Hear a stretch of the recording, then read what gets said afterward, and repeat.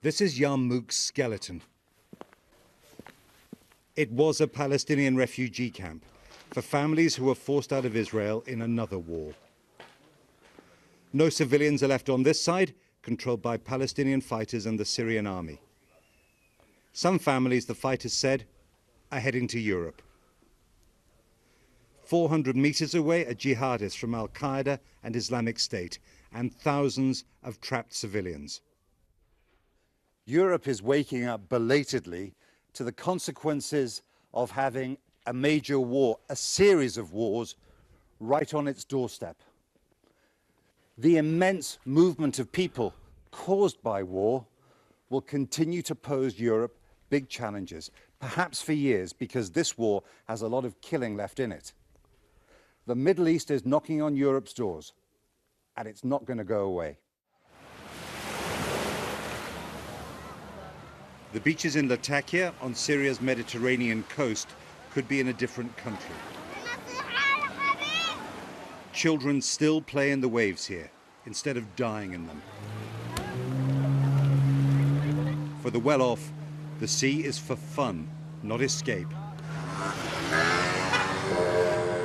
Latakia is the provincial capital and a regime stronghold. Because it's relatively safe, its population has more than doubled as it's absorbed 1.6 million Syrians who are refugees in their own country. That's twice as many as Germany is taking. 7,000 are at a camp at the sports centre.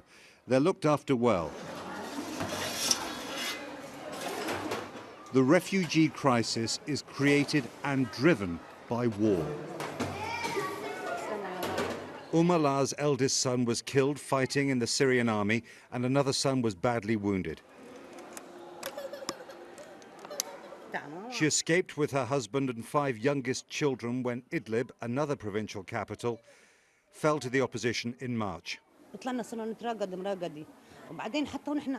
We started running. We passed by the armed groups, but thank God they didn't recognize us. I saw them in my own eyes. They were butchering a man and playing with his head. I ran away with my children, and for a week they couldn't stop crying and had nightmares.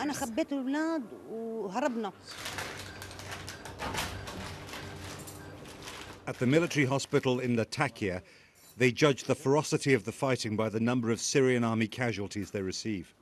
It's a difficult time because of the number, a huge number, a lot of wounded at the same time.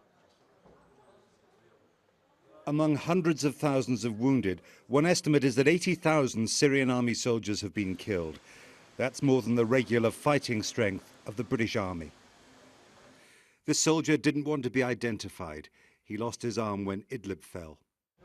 I am in pain, and my mother can't know that.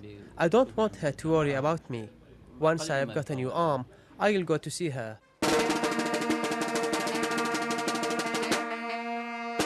In Jundaria village, everyone turned out after Jandab Numan was killed on the front line. They're Alawites, the army's backbone, from the same religious sect as the president. Syrian army attacks often create more refugees, and so do advances by jihadists. War makes people flee for their lives. After Jandab's last fusillade, they reported back to their units. Jeremy Bowen, BBC News, in Syria.